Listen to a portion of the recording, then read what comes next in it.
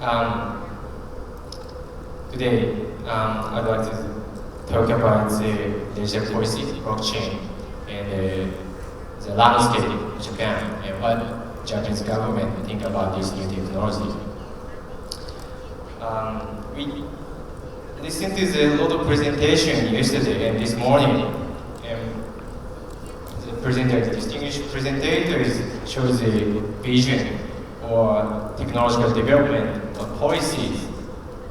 So with this crowd and enthusiasm, I feel very encouraged by a lot of presentation with the existence of you that the future of the blockchain will be bright. And we can make the world better place with the new technologies. But also I think that in terms of application of the blockchain to the real world, I think it is a little bit too much focused on the financial sectors, cryptocurrency or whatever. And of course, as you know, the currency, the money, is virtual in its origin. So to use the blockchain or IT technology to the financial sector is easier. And maybe the innovation comes from that area. But also, it has a very good impact, great impact on the other real industrial sectors, physical industrial sectors, or government sectors, infrastructure. Maybe the allocation of resources will be changed by this new technology. So, I'd like to talk about the real industries or the other industries of financial sectors, and how we implement this new technology to the real industries. And this chart is no big deal. Everybody understands this. Today we have the central system, and maybe in several years later, we have some kind of networks with blockchain. The point is that utilize the blockchain, whatever, big data, whatever, transaction cost will be reduced with the decentralized sector. But is it public goods, or who pays this system? And there is a system right now, but it's kind of a legacy system. So new investors or new companies should make money from the transition to the right side. So how can they make this happen? So that's a question. It's a very big question. Let me give you an example. Several years ago, one of the biggest fast food chain in Japan, suffering a big problem. It's about the chicken nugget. Family or children likes to go to the fast food restaurant, but the restaurant takes the expiration date of the chicken. So the children ate the old chicken nugget. So mothers in Japan got very, very angry because mothers very, of course, fathers as well. I'm a father, I remember. Fathers or mothers, parents very care about the health of the children. They want their children to eat the safety food. So they didn't want to go to that fast food restaurant at that time. So why did it happen? Why did it happen? Because the fast food restaurant has a very, very long supply chain to overseas. And overseas providers, chicken providers, take the expiration date. So they expose very old chicken to Japanese market. And they didn't, the fast food restaurant didn't know the fact. So, as you imagine, if you use a blockchain or data, that kind of a transaction cost will be solved. You know, if you can see the data, where the chicken comes from, and where they are cut it, and when they export it to Japan's port, if you can see everything, your answer is, oh, okay, it's safe, or it's not safe. You can judge it.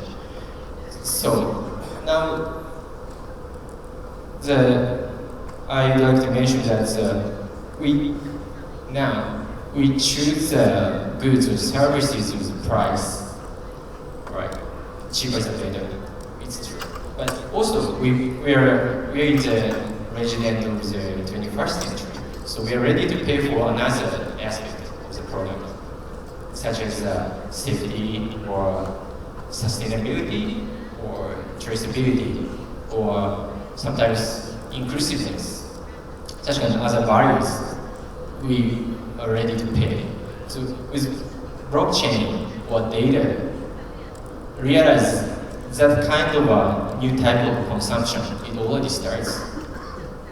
And market, in maybe the hundreds of years, is a function that we exchange goods and tools between the who doesn't know each other. But this type of new consumption makes a kind of a relationship between the consumers and producers and distributors. There is a trust and there is a value. So in this case, the fast food restaurant or distributors have a good reason to invest this kind of new system, right? They can make money because chicken nugget will be bought much more expensive rate other than the other chicken nugget, right? So trust makes money, traceability makes money, and that is a reason to invest for the private companies. And I call it this type of the future of society is a kind of a nostalgic future. Not only the relationship between the economical reason, but also the other relationship as well. And what is the impact to the real industries when we introduce the blockchain? We estimated that the influence is on Japan industries in Japan only maybe $600 billion. It's huge, but the influence is on every single industries. I think the way of making money changes different. They cannot afford what they are doing now. They have to change. So, for example, supply chain or local currency point services, that will be the impact is $10 billion. And also the sharing business for IoT, energy. These are the potential sectors. Maybe we need several years to come to this volume, but maybe in several years, 5 years or 10 years later, we are going to change. So there is a huge market in Japan. And so the next question is, are we ready to invest? And macroeconomy in Japan, economy is steadily growing, not as rapid as China, but it's stable. We are ready to invest. But also, we are facing the labor shortage, as you may know, in Japan. And maybe also, as well as in China, the aging society is coming. In Japan, it's already come. And we are facing the labor shortage. As you pointed out, the effective unemployment rate decreased 4.3 to 2.2 this year, 2.2. So large companies are ready to invest to new IT technology, including big data, AI, blockchain, whatever. If not, they cannot run the business. And also, one more thing is that the local government, they are also facing the labor shortage as well. And also, they are facing the budget constraint, fiscal budget constraint. So they also need to invest in a new system to organize the society or govern the local community, provide the public service more efficiently. So local government and the large companies will be the huge investors. And so we understand the landscape of Japan structure, who should we invest, how we transform to the new world, concerns. Who takes initiatives to the change? It is a bit difficult for the local government to change, have a leadership to change to the new one. They don't have such kind of capability. And larger companies as well, sometimes they are too big to move to the new stage. And so we need startups like the level of you or here. Startups have the energy to make the world different thing. And the second one is the cost effectiveness. As I mentioned before, we need to introduce a new system replacing the legacy system. So we need to make a profit with the investment. So the blockchain should be cost effective. That's a very big point. The next one is public acceptance. When you introduce new technology, a lot of people got anxious about the new one. So we need to balance the innovation and the protection of the people or national security in some time. And the last one is the technological development. As a lot of guests spoke yesterday, we need more technological development like latency or the scalability, security, a lot of stuff. Such kind of development should be needed.